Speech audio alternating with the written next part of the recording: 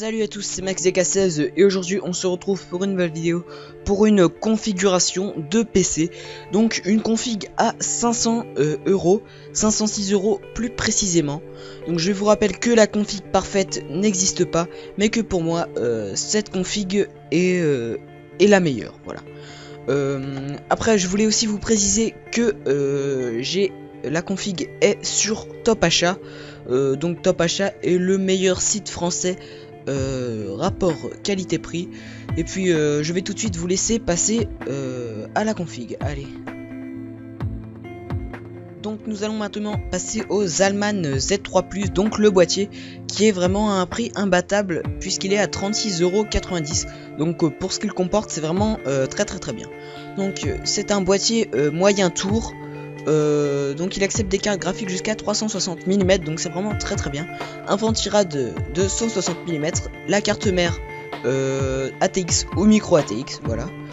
Après nous allons passer au connectique de façade, donc il y a une USB 3.0, deux USB 2.0, une prise micro et une prise casque. Après nous allons passer vraiment au point fort de ce boîtier, puisqu'il a 3 ventilateurs pour refroidir le boîtier.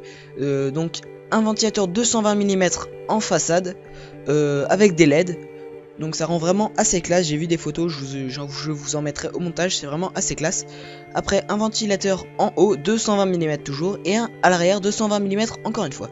Et après on peut en rajouter un encore en façade 220 mm. Donc si vous voulez en rajouter un, pas de problème. Et il pèse 6 kg. Voilà. Après, il a ensuite une vitre sur le côté pour qu'on puisse, tout simplement admirer les composants. Donc voilà, c'était tout pour ce boîtier. Maintenant, c'est au tour de la carte mère. Donc la carte mère, ça va être très bref. Donc c'est une carte mère ASRock 980 DE3 U3S3, donc difficile de faire plus compliqué comme nom, je vous l'avoue, mais c'est vraiment une très bonne carte mère. Donc il comporte 4 USB 2.0, 2 USB 3.0 et puis 3 ports audio.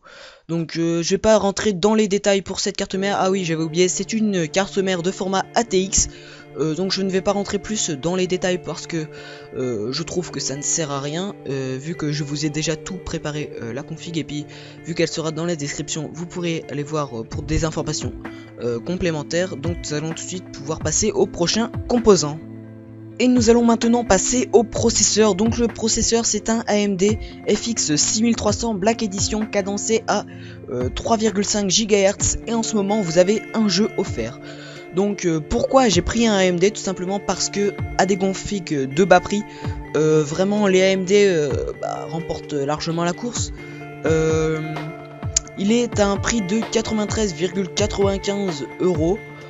Il est vraiment très bien noté sur Top Achat, puisqu'il a 9 étoiles sur 10. Donc c'est un Hexacore, donc vraiment énormément de cœur.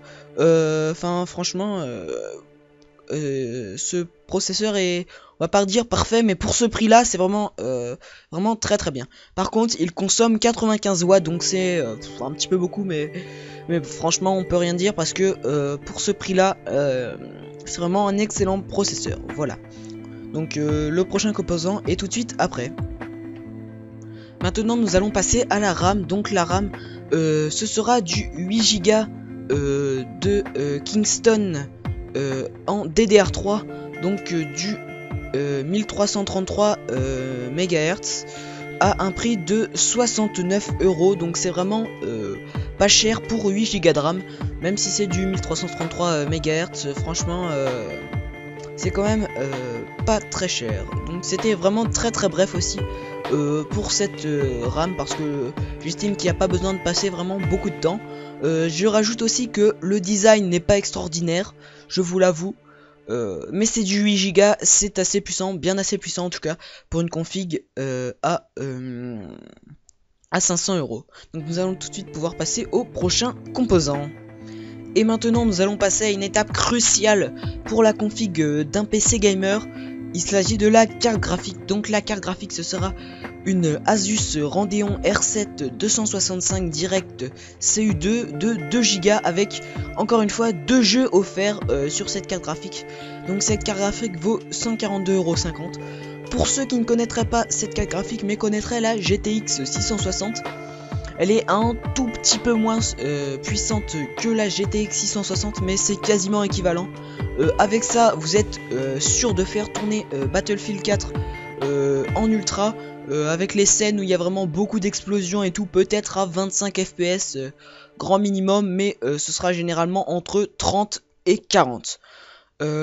Après, pour ce qui s'agit des ports de la carte graphique, il a un port VGA, oui, un port HDMI et un port DVI. Donc voilà, vraiment cette carte graphique est vraiment très bien refroidie, puisque il dispose du refroidissement direct CU2 de Asus. Donc c'est pour ça que j'ai choisi cette carte graphique. Il y en avait une autre moins chère, mais elle était mal refroidie et beaucoup moins belle, et vu qu'il y a une vitre dans le boîtier, c'est mieux d'avoir vraiment une belle config pour que tout soit nickel. Enfin, en tout cas moi j'aime bien ça. Donc maintenant c'est au tour du prochain composant. Et maintenant nous allons passer à quelque chose qui n'est pas forcément obligé dans une config PC, mais qui est quand même comment dire, légèrement indispensable, puisqu'il s'agit du lecteur graveur. Donc c'est un Samsung SH 224 dB à 15,99 €. Donc voilà, c'est un lecteur graveur tout simple, hein. C'est un petit peu obligé parce que pour installer l'OS, voilà quoi, à moins de la craquer. Bon, j'ai rien dit. On l'installe avec le bon vieux CD.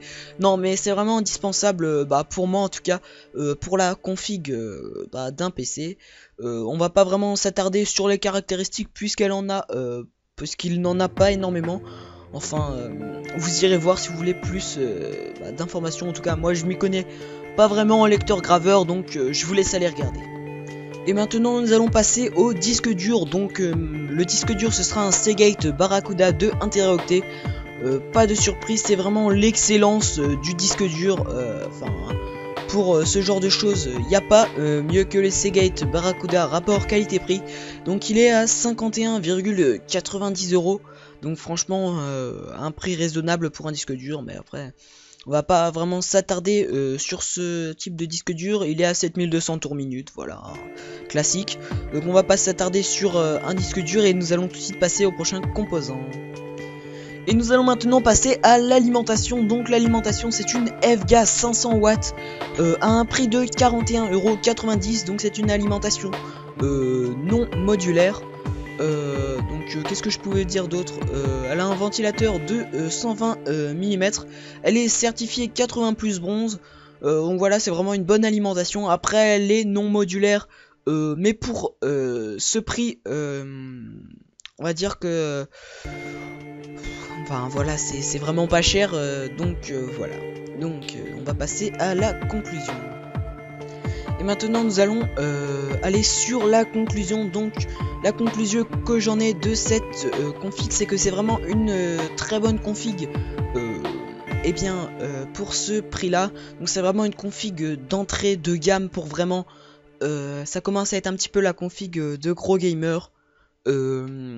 Après l'OS et le montage n'est pas inclus. Donc pour les débutants, l'OS est à 100 € sur Top Achat, et le montage complet avec tous les pilotes installés à 69 €. Sinon il y a à 39 €, donc un petit peu moins cher.